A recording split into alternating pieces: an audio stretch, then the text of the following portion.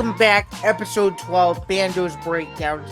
My name is Zain Bando. Thank you again for joining me on another edition of this very show, where myself, Zain Bando, the co-host of the MMA Outsiders, and also seen across several different streams on this network and across several different sports journalism outlets, if you will. I will give my take, my unfiltered opinion, 30 to 45 minutes in the world of sports, as I do every single Wednesday afternoon. So thank you again for joining me on another edition of episode 12. Before we get right into the episode at hand and everything we're going to talk about today, be sure to like, follow, and subscribe to the Empty the Bench Podcast Network, youtube.com/ETB Network, as we are slowly but surely approaching 1,000 subscribers. So if you like this show, if you like the MMA Outsiders, if you like any of the other shows on the network, if you like any of our extra stuff on the network, like Tough Enough or impromptu live streams that we do, it would be very much appreciated if you give us a like, share, and subscribe, as it really does help out the algorithm. You can also hit the notification bell. That way you don't miss anything from this show, the MMA Outsiders, or from any of our other shows. Again, that's youtube.com/ETB Network. You can also follow the network across social media at ETB Network as well, across X, Instagram, and Facebook. You can follow this show at Bando's Breakdown. That's the show you're currently listening to right now. And of course, you can follow me across social media at ZanBando99. I'm a sports journalist and an ETB Network co-host. And of course, you can listen to Bando's Breakdowns in every single podcast across this network, wherever you get your podcasts, whether that be Apple, Spotify, YouTube Premium, even, and so much more. So we really appreciate all of the ways that you guys tune in. And then, of course, be sure to go to etbpodcast.com to find out more information about the network, including all of our blogs that some of our contributors are putting out about the NFL and NBA offseason and so much more, as we are slowly but surely approaching the fall. And I would be remiss if I did not talk about our good friends over at Playback. They've been a wonderful partner to us and allowed us to kind of do some more things outside of our usual streaming shtick, if you will.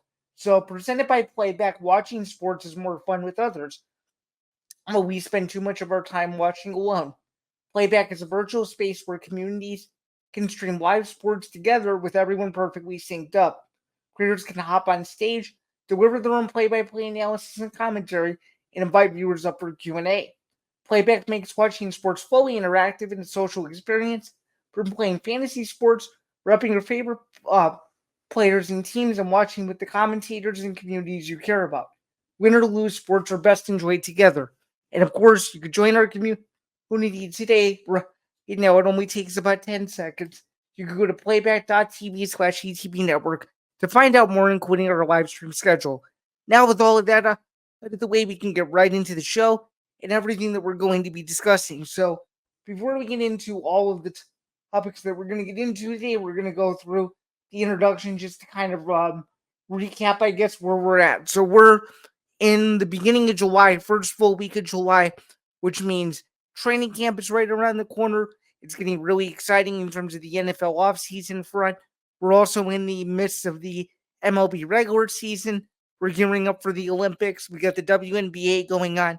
We got combat sports going on, and so much more. So we have a lot going on and a lot to get to. So just to kind of go over what we're going to be discussing today, we're going to be talking about the NASCAR Chicago results. We're going to be talking about Caitlin Clark and Angel Reese again, because they're always in the news, and who I potentially think is going to win MVP at the end of the year. We're also going to talk about their triple double and double double watches, if you will. We're going to preview UFC Denver.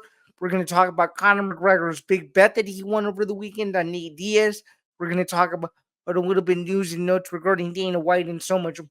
We're also going to get into the Zinger that I teased last week in the short video that was posted across the network account. So be sure to stay tuned for that reaction and so much more. But let's get right into it, though. We had NASCAR Chicago taking place over the weekend in Grand Park. This is the second straight year that NASCAR has come to the Windy City. I was there last year. I was not able to make it out this year, but Sunday's race was unbelievable because it was impacted by rain for about, I would say, around an hour and a half to 2 hours or so. But we did have Alex Bowman coming away with the victory and a lot of very exciting stuff to break down there. So as I just alluded to, Bowman got the win. He's now postseason eligible, if you will. Very, very exciting race. Um Very, very exciting race, picking up his first win of the season, his eighth career Cup Series win, and he held off Tyler Reddick and Ty Gibbs for the rain shortened victory there. Bowman needed to maintain his lead for 2 laps, as according to USA Today, taking the white flag in the checkered flag to earn his first win since March 6th, 2022 at Las Vegas Motor Speedway. Um, which is very, very exciting for him, just given how long he's been around in the NASCAR space. As we all know, with the Xfinity Series, Shane Van Gisbergen continued his dominance in Chicago.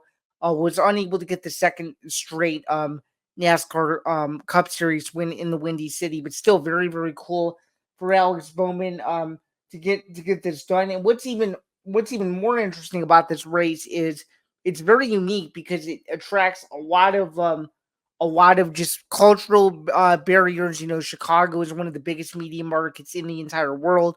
So obviously, you're going to get a lot of fanfare. You're going to get a lot of exciting attractions, just a lot of things to do. As someone who went a year ago, it was very much something that I enjoyed both covering it and watching it. So congratulations to Alex Bowman. Just really quick, I'm going to read a quote from Bowman that he told NBC after the race. This is also according to USA Today. Man, I broke my neck. I had a brain injury, and we've kind of sucked ever since. You know, excuse me. You kind of second guess if you were ever going to win a race again. Last when we didn't really get to celebrate.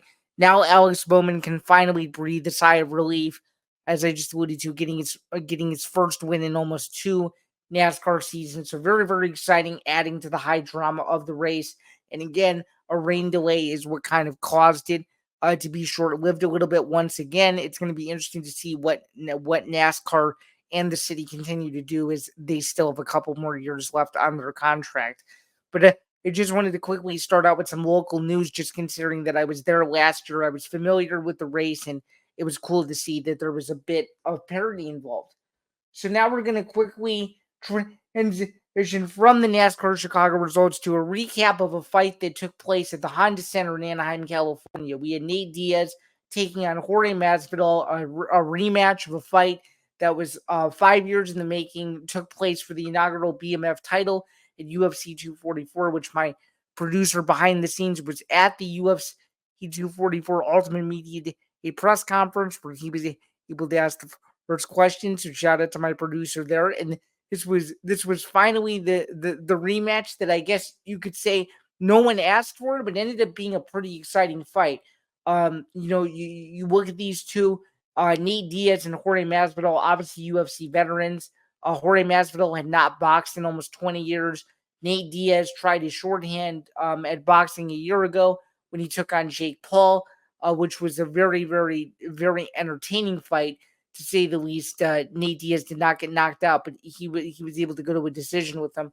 And this was just a very interesting fight, considering that, you know, um, Masvidal was outlanded in the power punches category, 152 to 115, but it looked like the judges scored the fight based on volume, and given that the fight was in California, they likely knew that they had to be careful, considering Diaz's ties to Stockton. He's obviously from there. Jorge Masvidal is obviously from Florida. So just something to keep in mind there. Very exciting fight. Will be interesting to see where these guys go from here. Jorge Masvidal has made his intentions clear that after 3 boxing matches, he wants to get back into the UFC and compete again. Nate Diaz, is eyeing anyone and everyone at this point. He wants to fight Leon Edwards. He wants to fight Conor McGregor. He wants to fight whoever is interested in fighting him. And he pretty much declared all of the guys he called out Saturday night is dead, which in typical Nate Diaz fashion, that should not be a surprise to anyone. So this will be a very interesting next step for both of these guys to see where they're at in their careers, who they want to fight, what they want to do. it's going to be very interesting. But I think one of the most interesting things, this is non-fight related, was were the broadcasts of this fight. So for those of you who don't know, this fight aired on several different platforms. Let me just go through them really quick. It was in-demand pay-per-view, which is anything to do with cable or satellite. That's considered in-demand pay-per-view. It also aired on the streaming platforms ppv.com, DAZN, Fanmio, and UFC Fight Pass. So just as a quick heads up, Fanmio was the main distributor for this fight. And, it's not a very well-known streaming service as far as I understand. It's one of those services where you either know about it or you don't. I had never heard of it before this fight was announced. Apparently, it's the same service that aired Floyd Mayweather versus Logan Paul in June of 2021. I did not watch that fight on that platform. I watched it at a restaurant bar because it was easier. But in any event, what I thought was the most interesting was the streaming malfunction. So for those of you who were streaming it on Fanmio, apparently according to several sources, including someone who emailed me the other day to explain their concerns about their stream. This family who emailed me had a party at their house, and essentially they told me that Fanmio was unresponsive in their request for a refund. But I'm going to get there in a second. So as round one was beginning of the Nate Diaz Jorge Masvidal rematch, the feed cut out. It cut out to the point where the stream was pitch black. And according to this person that I was just referencing, the fight came back as in the audio in round 8, but the picture never came back. For some other people, the picture never came back at all, which is making people very angry and very upset. That it appears that Fanmio is not issuing refunds, and I can tell you this for certain because the person that I spoke with yesterday over email literally sent me the screenshot of what Fanmio told them directly as their excuse, which I thought was very very interesting, and I think it was kind of brutal. And from a professional standpoint here, as I'm pulling it up, the screenshot literally said, it says directly, error. Sorry, something was wrong. Please try again later. That was the initial error. That was the initial error screen, um, which is disappointing. So it clearly shows that there's no picture at all. This is what the person wrote. Um, this is what the person who emailed me wrote to Fanmio saying what the problem was. I paid for the fight and watched everything until the main event. Then your site kicked me out and wouldn't let me watch it. Fanmio responds to the fan by saying, hello, we are incredibly sorry for the inconvenience caused by the brief technical difficulties that occurred. You can watch every minute of the fight anytime, anywhere on demand. Thank you for understanding. Thank you for your understanding and for your patience. Number one, very similarly to what Luke Thomas made a video about a couple months ago, this is absolutely brutal. Okay, you want to talk about Fanmio being a streaming service that's providing the fight to you for, I'm pretty sure it was $50. They better be on their game. They know that hundreds of thousands of people are trying to stream this thing. There should be no issues. You can stream NFL games, literally NFL games, without any issues on several streaming platforms, legal streaming platforms, I might add, and it works perfectly. There is no excuse for Fanmio to come out and say that, oh, you can watch the fight on demand. Sorry, you cannot watch live sports on a delay. Number one. Number two, people have to work. Thankfully, my feed was working because I was doing live results for one of the websites I work for. Thankfully, my feed was working perfectly. Imagine if my feed didn't work. Imagine if it didn't work and I had to miss the entire fight and I could not report literally as it was happening that Nate Diaz won a majority decision over Jorge Masvidal. Brutal. I lose the story because of it. So this is obviously a huge blow for Fanmio. What a flop for them to be the main pay-per-view distributor and not getting their stuff together making sure that this fight was accessible for everyone to see. And I don't want to hear any of this replay BS that you watch the replay anytime you want. I don't care that the replay works perfectly. I don't care that I can go back and watch the replay whenever I want. That fight was meant to be seen live, and quite frankly, it's disappointing that a fan has to email me to let me know that they had a very similar experience. So, very, very disappointing. Just wanted to say to FanMeo, you guys need to look in the mirror and apologize. You guys need to issue all of us refunds that purchased the fight on your platform. At the time I'm recording this, it's Tuesday, July 9th. The fight happened on Saturday. The fight was 3 days ago from the time that we're recording this, and you still haven't addressed the elephant in the room, which was your technical difficulties during the main event that tons of people paid to see. So the only people that you guys can blame are yourselves and nobody else. Therefore, my rant is over there. We've kind of already glossed over it. Now we're going to move over to the NBA. A fan favorite for the Chicago Bulls was traded in a 3-team deal. It was DeMar DeRozan. DeMar DeRozan is now officially a part of the Sacramento Kings, and he was instantly in Sacramento hours after being traded from the Bulls. These are the I guess stipulations of the deal according to NBA.com. So let's get right into it. The Sacramento Kings are acquiring free agent veteran DeMar DeRozan via a 3-year, $74 million sign-in trade. It includes moving Harrison Barnes to the San Antonio Spurs and Chris Duarte to the Chicago Bulls.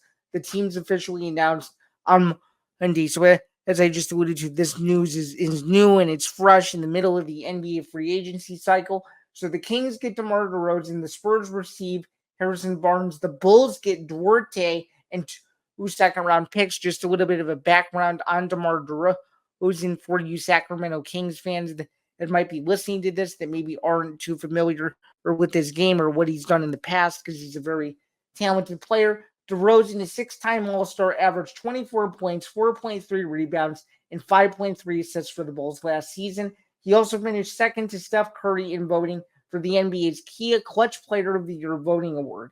The Kings now add DeRozan to a core that includes one-time All-Star guard De'Aaron Fox, All-Star center Domantas Sabonis, and promising young forward Keegan Murray, who was an absolute beast in college. For those of you who have not seen Keegan Murray highlights from when he was in college, go look those up because he was a baller.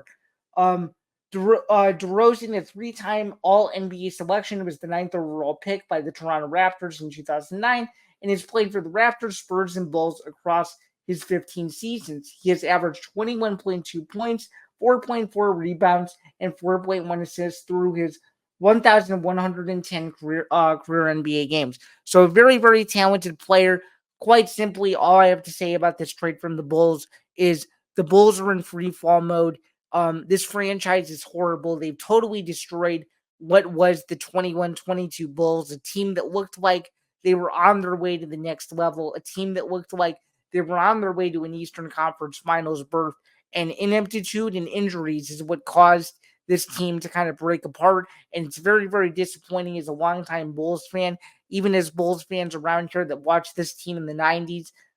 This Bulls team has had horrible luck since about 1998 or so, and they can never seem to find the rhythm that got them back into being one of the premier franchises in the NBA.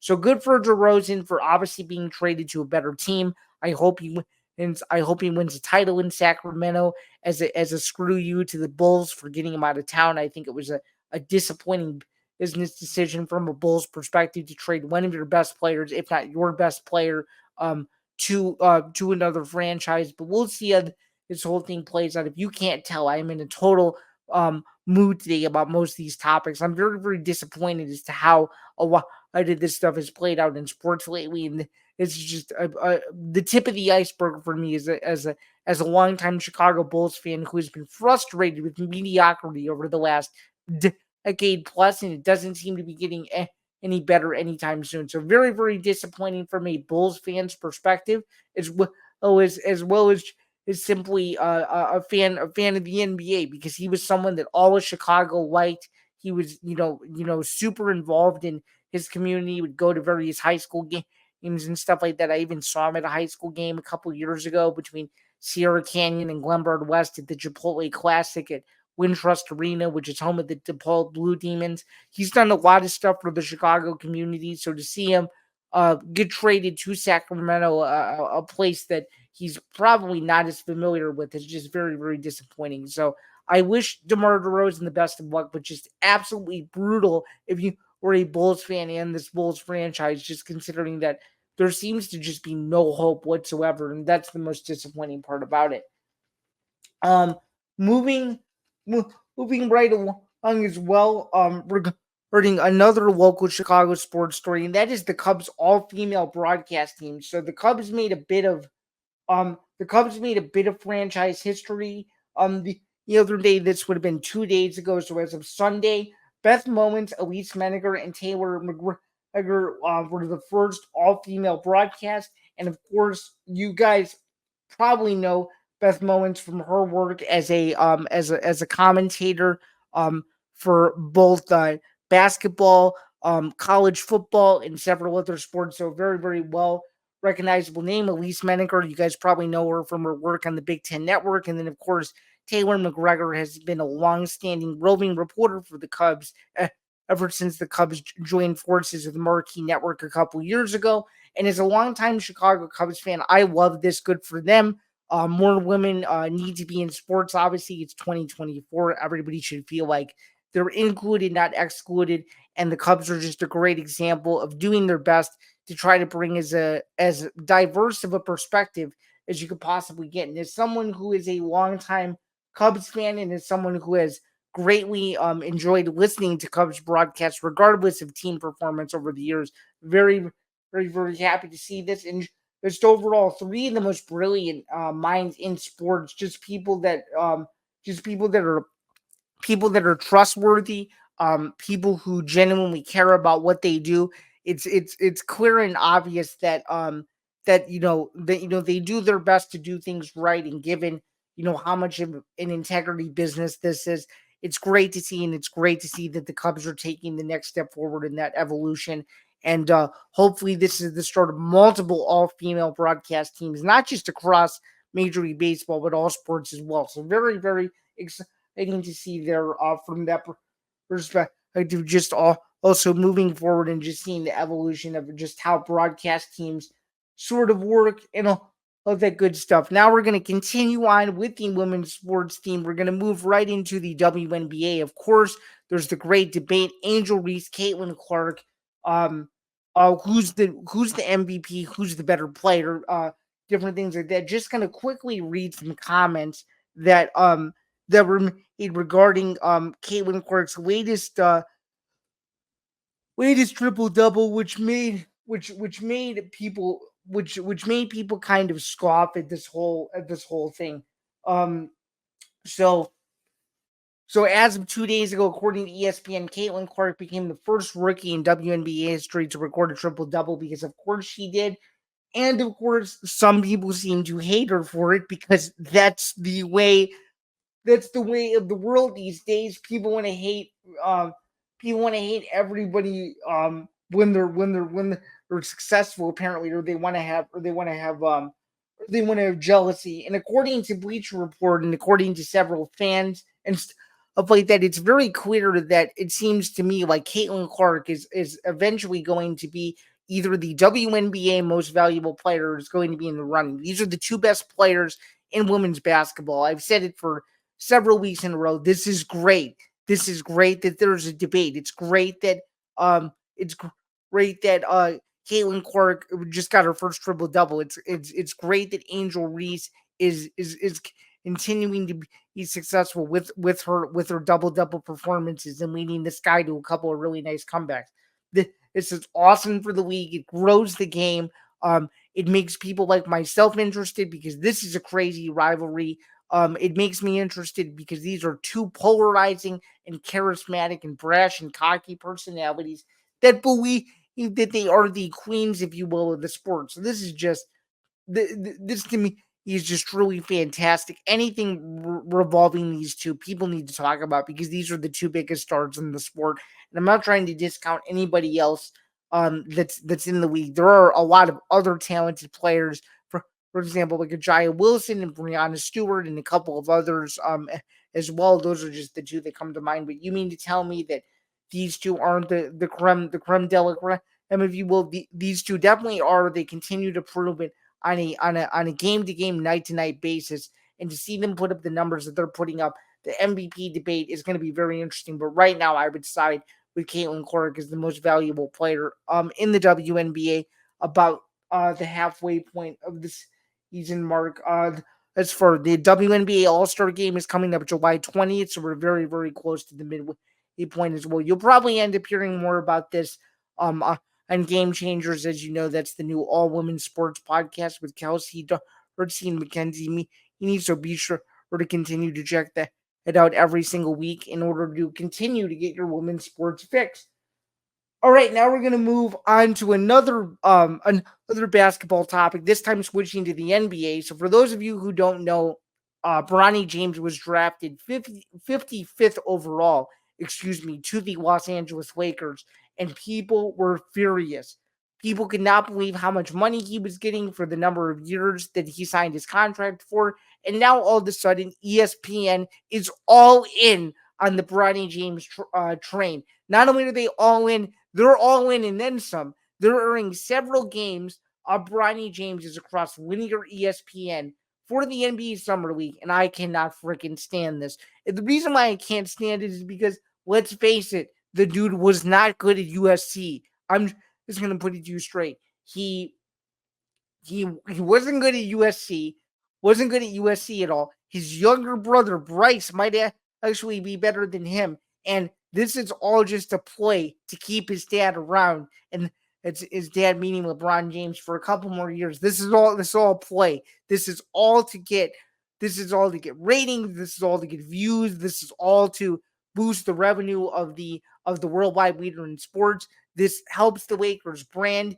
This does everything you could possibly want if you are an absolute hater of the Los Angeles Lakers and Bronny James. And for those of you who are, I would highly suggest not watching any of these games because you're feeding into the narrative that the kid is actually good and the kid isn't. And to me, it's absolutely disappointing from an ESPN perspective that, given the downtime in sports, given what's currently going on in sports with just the MLB and eventually the Olympics coming up, and with Wimbledon upping up as well, and with a whole avalanche of UFC and boxing, there are so many other things that you could be airing right now on ESPN instead of random NBA Summer League games that probably won't matter because he's going to eventually end up in the G League for a couple of years before even remotely stepping on an NBA court in a regular season game. So you mean to tell me that this is a good business move for ESPN? Yeah, it's only a good business move for ESPN from a monetary perspective,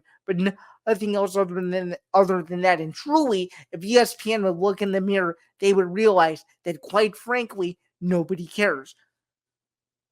Now that is essentially over, now we're going to move into another crazy topic, which is still this Conor McGregor Michael Chandler date. We have no idea what the heck is going on with it. We have no word whether or not it's being rescheduled. We have no word whether or not the UFC is looking for other options. But Jesse N. Fighter, a very prominent MMA YouTuber in the space, has hundreds of thousands of subscribers, has a bit of a conspiracy theory that Conor McGregor, well, this is now according to new photos that have come out, but apparently Conor McGregor is back in training, and essentially, given the time that we're recording this, he's now 9 weeks out from what would be the rated season UFC 306 Noche UFC 2 Spear date. And there's been some rumblings coming out that maybe Alexa Grasso and Valentina Shevchenko might not happen, according to comments from Tracy Cortez on the MMA Hour a couple of days ago from the time this recording is being released. So this is all up in the air.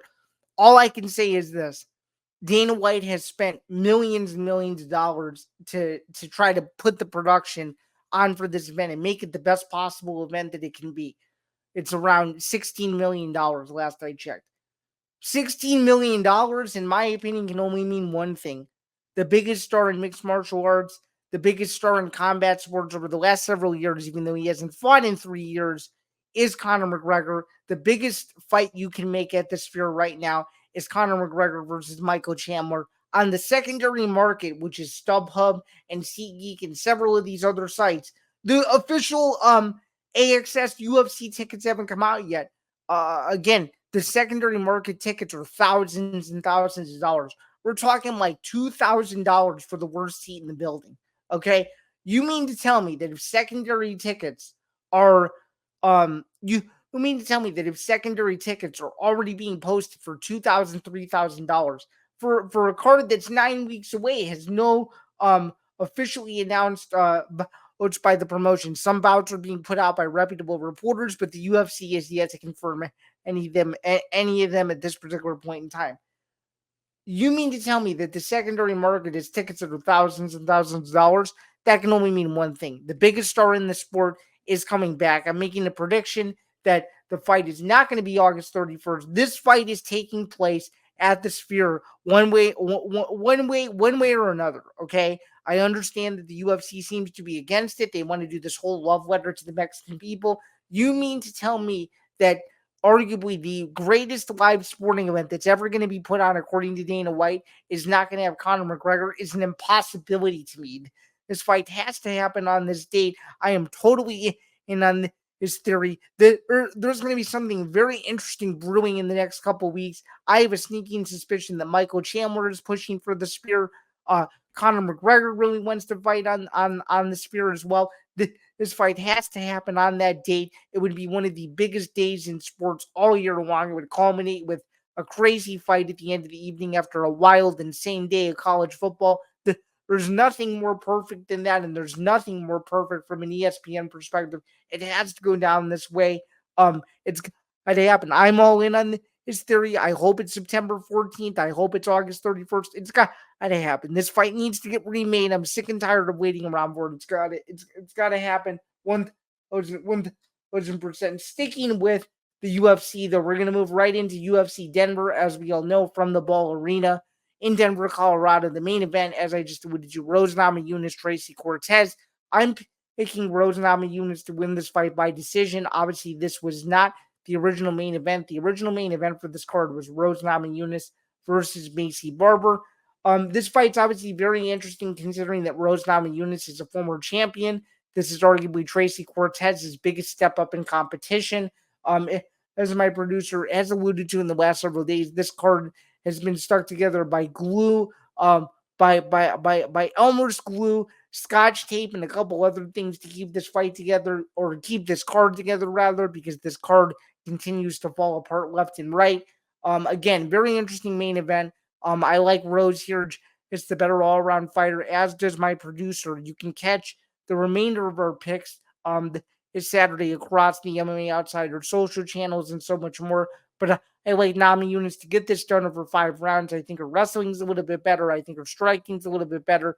She has obviously a lot more UFC experience than Tracy Cortez does. Tracy Cortez is a Dana White Contender Series alumni from a couple years ago, so she's still relatively new to the UFC space, whereas Rose Namajunas has been around for about 7 or 8 years now. In the UFC is one of the OGs of the lighter weight division, specifically the 115-pound strawweight division, if you will. So very, very interesting fight. At least a very exciting fight. Not the biggest fight in terms of name value for a fight night, but a fight that can get the hardcore fans fired up, and a fight that potentially has a lot of meaning in the heavyweight division as well. Just considering at the moment what the current status is of the Valentina Shevchenko Alexa Grasso fight potentially not happening. So a lot of exciting stuff coming up for UFC Denver. It is a pay-per-view start time. The main card begins at 10 p.m. Eastern, only on ESPN and ESPN Plus. Again, catch the remainder of our picks on our social channels Saturday morning from all of us at the MMA Outsiders, including myself, Pat Dana, and Albano. So stay tuned for all of that and so much more as we move right back into a UFC schedule that is going to be very busy over the next 12 to 13 weeks. All right, now we're going to move into Conor McGregor's back. Conor McGregor, again, is back in the news. We just alluded to it a couple minutes ago with this whole McGregor-Chandler conspiracy theory.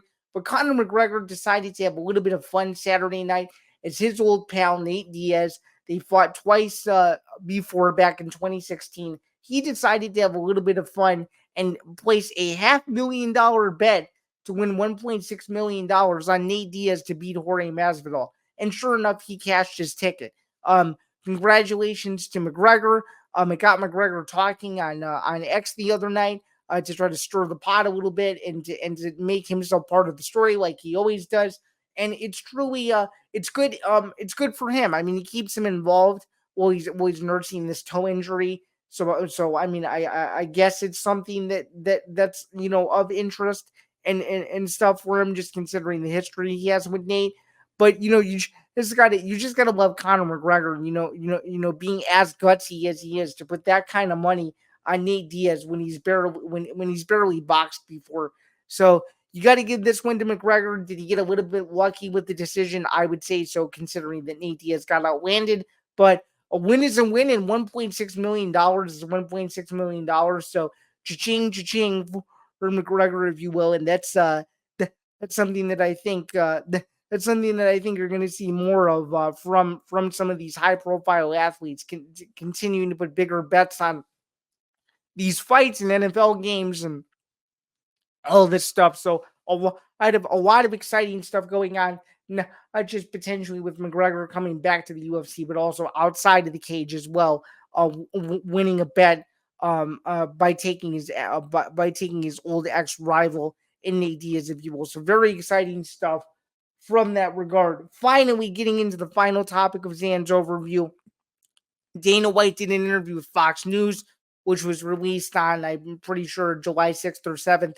And he told a story that's never been told before. So back in 2007, Dana White was very ambitious in what he wanted the UFC to look like on television. They were currently with Spike TV at that point. They were very, very successful. It was one of their first years in which they made a profit as a company. Remember, Zuffa was millions and millions of dollars in the hole in 2004. They weren't sure if they were going to keep the company afloat. The Ultimate Fighter happens. It's a smash hit. And now the UFC is the biggest MMA promotion in the world. So Dana wanted to take it to the next level. And basically, the UFC had opted to sign a deal with HBO to air some of their events. I'm not quite sure if it was going to be a joint deal with Spike TV and HBO, or if it was going to be HBO exclusive. But regardless, Dana essentially pulled the plug at the very last minute after the deal had already been signed. So just briefly, I want to read you the quote of what he told Fox News, which is very, very interesting, and I think something that was sort of underreported, if you will. So this is according to MMAmania.com's Ryan Harkness. And essentially what happened was that Dana had a bit of a disagreement in regards to, how they wanted the UFC to look. As I just alluded to, the quote is, "We did a deal with HBO where we were going to put fights on HBO," White recalled. HBO came in and started going, "We're going to have to turn this music down. This is going to have to whatever. No, no. You guys are not running our production and telling us what to do." We had already signed a deal. We were done. So I literally called Lorenzo Fertitta and said, "We can't do this deal." He said, "What do you mean we can't do this deal? The deal is done." And he goes, "We got to get out of this deal." And Ari Emanuel got us out of the HBO deal, which obviously he's now a fixture as one of the main owners of the UFC, right along Patrick White. So, as we all know, they purchased the company for $4.025 billion back in 2016. Now it's worth about 16 or 17 billion or so. And then a follow-up quote from White, just in regards to whether or not the deal would have been a good idea. "I believe if we had let HBO do what they wanted us to do, it would have hurt us and hurt our brand," White said. "It would have made it stale and old like boxing was." Dana also alluded to the fact that the UFC had an offer from CBS for CBS to buy the company, and that was even more of an interesting story too. This is just a brief quote from that. "I was on the call early, and the Showtime guys were on the call early," White said. "I didn't know they were going to be on. I thought they were talking to CBS head Wes Moonves. So, by the time Wes and Lorenzo got on the phone, me and Showtime were fighting, going at it, literally F you, and they got on and heard us going back and forth in the call. Literally, that was the end of it." So, sure enough, around that same time, CBS attempted to buy the UFC. Obviously, that did not work out. The rest is history. And who knows what mixed martial arts would look like had now Paramount purchased the UFC all the way back when. So very, very interesting stuff on the overview side today. A lot that we got into there. Now we're going to move into the back half of the show, which is my favorite segment of the show, Zain Zinger. I've been very fired up to talk about both of these things. I teased it on an earlier video a couple of days ago. Now we're going to move right into it. And I just have a simple question. Is Ryan Garcia okay? So for those of you who don't know, he was banned by the WBC from competing under their jurisdiction late last week due to some racist comments that he had made across social media, X Spaces, regular X, whatever you want to call it. And this guy's just been going off the rails. One day it's that he's going to rehab to better his life. The next day it's that he's becoming his brother's full-time boxing coach. The next day he's involved in Bitcoin. The next day he's doing something else. The next day he's drinking again. Like, this guy is just so off the walls. And when I mean off the walls, this is one of the biggest. Okay, let me back up and say this. At the time that we're recording this, I'm 24 years old. I'm going to be 25 September 20th. He's literally less than a year older than I am, which is crazy to even think about. And I personally think that what's going on with him right now is that money has changed him. Something happened in the Oscar De La Hoya relationship. Again, this is just my theory that made him act this way. It feels like everyone's out to get him. It truly seems like he's in a place where he doesn't know where he can turn to feel like he is included in something that's substantial. He's one of the best fighters in the world. He beat Devin Haney. Obviously, the fight was taken away from him for reasons. He tested positive, whatever. But he thinks at the moment that he has it all. But what he doesn't realize is thousands and thousands of people are starting to turn on him because of actions that he caused himself. Just plain and simple. He caused these actions himself. There's no other way to put it. This is his own fault that he got into this mess, and now he has to go in and fix it. He should still be in training. He should still be figuring out how he can fight. He should be figuring out the best ways to get help, whether it's rehab or counseling. He should be doing all he can to improve his self-esteem and his well-being. And he's just clearly not doing that, whether as a refusal to do that or not, whether as a whether as what he might believe is a disservice to himself to do it or not. Regardless of the situation, he's in a really bad spot. And I'm not even saying that he's a bad person. It's the act of what he's doing that's making him perceived as a bad person. He may not fully be a bad person on the inside of things, but he's clearly not in the right mindset. Something has gotten into his head that's made him act the way he's acted. And it's truly, truly disappointing to see just overall kind of the person he's become in the last several months. He was one of the most likable fighters in the sport. I was a huge fan of him even before the Oscar Duarte fight. And now I don't even know what to think of him anymore. So I hope for his sake that he gets the help he needs. I hope he recognizes and understands that there are tons of people out there around him to try to support him. But the unfortunate thing is that he's not doing what he needs to do to better himself as a professional athlete. And that's the most disappointing part about it. He's not thinking long-term about his overall health, how these things may be perceived. And if your own family is saying that you don't condone what you're writing on social media, that's even a bigger issue. So that's really disappointing for me to even have to go into this conversation and to even remotely talk about. Speaking of racial slurs and so much more, be it an incident at a press conference a couple of days prior to the Nate Diaz Jorge Masvidal fight. So just to give you some context, Neon with a 3, he's a very famous kick streamer. I don't really know about this whole influencer community to be quite honest, and I'm not spitballing. I'm literally just saying what I know about the situation.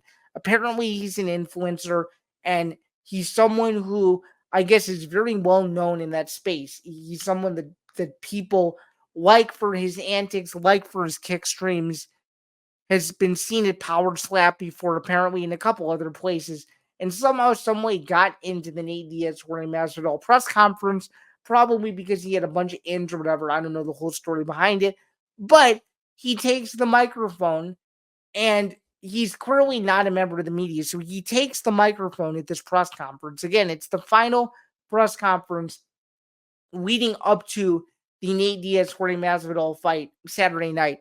He takes the microphone and he literally proceeds to tell Nate Diaz, when you get knocked out, X, Y, and Z.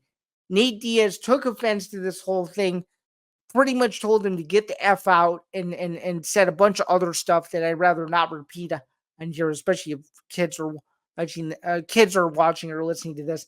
And frankly, I don't know if kids or I don't know if it should be listening to people talk about violence, but that's even here nor there. He said a couple of other choice word things to Neon that I didn't necessarily agree with, and essentially Neon was chased out of the building by a bunch of Nate Diaz's security guards and henchmen, and he made himself look like a total idiot. As someone who has been at several press conferences, both for college basketball, college football, and combat sports, you don't instigate stuff like this, man. It's pretty simple. And I've talked about this publicly on social media. I'm gonna say it here too. When you get credentialed access to a fight, that credential has rules on the back. They're in fine print. If you don't follow the rules, you are banned. If he was a media, if he was listen, if Neon was a credentialed member of the media, like a literal one, like a credentialed member of the media, worked for a website similar to what I do, similar to what my producer or and this show does, similar to what my producer and the MMA Outsiders does, we would be banned from covering that promotion. And in simple, we would be banned from covering that promotion. Other people would talk to other people in the know of other promotions, and essentially they would probably say, oh yeah, this person committed this verbal act of whatever, derogatory, whatever it is, and we don't want him or her at our event. And now with these influencers coming into the picture thinking that they can ask whatever they want and they can get the clout because they have millions of followers or subscribers or whatever the heck it is, it's just not okay. We need to I'm all for non-traditional media. I guess you could say that I'm non-traditional media in myself because I host a couple shows. I'm very, very opinionated online, but I am very factual when it comes to reporting and when it comes to exclusive interviews and when it comes to painting people in the right light. I care tremendously about it, but I also care about having an opinion. But stuff like this is just totally uncalled for. It doesn't make any of us in the literal industry, in the combat sports industry, look bad. It doesn't make anyone in the sports journalism industry look good either, because it brings out the impression like anybody and everyone can get into these press conferences and stuff. Simply not the case. Not true at all. This was a literal disappointment from the part of Neon, the part of both promoters for allowing him to ask the question. And it's truly disappointing to see that this is where we've come to, that now influencers, quote unquote, you see at the bottom of the banner. I have it in quotes because it's almost like a joke. It's come to the point where we have influencers coming to press conferences, and you know that that's when stuff hits the fan, if you will, and it's not a good situation at all. So very, very disappointing to see this come about and to see that and to see that this is what occurred to cause Nate Diaz to get riled up about this just days before a professional boxing match. Just completely uncalled for, and that's all I really have to say about that. Just quickly wrapping up the show, just a quick reminder, Zan's looking at obviously just a couple of things to go over. We got the Olympic Games coming up in a couple of weeks. We got Team USA starting their pre-Olympic basketball schedule later this week with a couple of games. They've got games against Canada. They've got games against Australia. They've got games against South Sudan. They've got games against Germany. They've got a ton of different games from tomorrow all the way to July 22nd, which is on Monday. So very exciting for me. Team USA perspective. Again, the Olympics get underway near the end of July. Pretty sure the day of the opening ceremonies is July 26th. That'll be airing across all of the NBC platforms and so much more once the Olympics get underway. That's when the opening ceremonies are. And one other note before we move on, the opening ceremonies will be shown in select theaters. So anyone who is interested in watching the opening ceremonies on the big screen with a huge bowl of popcorn. You can get your tickets across the country, nationwide, right now. So just a little shameless plug there. And the final topic I wanted to go over today is the college football video game. We've got about 10 days until it launches. Very, very exciting. Just some new videos they're going to be dropping regarding a full gameplay reveal. There's already been stuff out about Dynasty Mode, NIL, the transfer portal. This game is going to be so awesome that you will want to pick up this game as soon as it comes out. If you have not pre-ordered it already, you should do so now. Only available for next-gen consoles for both PlayStation and Xbox and so much more. If you get the literal bundle, which is, I'm pretty sure, $150, and you get the biggest bundle that there is, you get Madden NFL 25 included. So there's a little nice added bonus from EA Sports, if you will. And even if you just are a fan of video games, don't know anything about college football, but have played the college football video game in the past, this is the game for you. This is literally probably going to be one of the best football games ever created. So just keep that in mind as you move forward and figure out what games you're going to get later this summer and stuff. The college football video game has to be on the top of your list. I need to briefly end with Zain's errors. I'm pretty sure that I didn't have any today, which is a very very good thing because you always want to try to be as factually accurate as possible. So little any shout out to the PTI with her segment there. I want to always try to be as most accurate but also opinionated as I possibly can. And just wanted to say thank you all for tuning into another edition of Bando's Breakdowns. Again, this was episode 12. My name is Zain Bando. Just a quick reminder, you can listen to this podcast wherever you get your podcast. I am a sports journalist and an ETP Network co-host. You guys probably know me from several other shows, including this very show, the MMA Outsider, several live streams, and then, of course, for a couple of different outlets, it's most notably the Sporting News, MMA Knockout, and Sports Illustrated, bjpen.com, and so much more. That's going to wrap it up for another edition of Bando's Breakdowns. Thank you again for tuning in. This has been episode 12, courtesy of the Empty the Bench Podcast Network, presented by Playback, and we will see you guys next week, same time, same place for episode 13. Have a good one.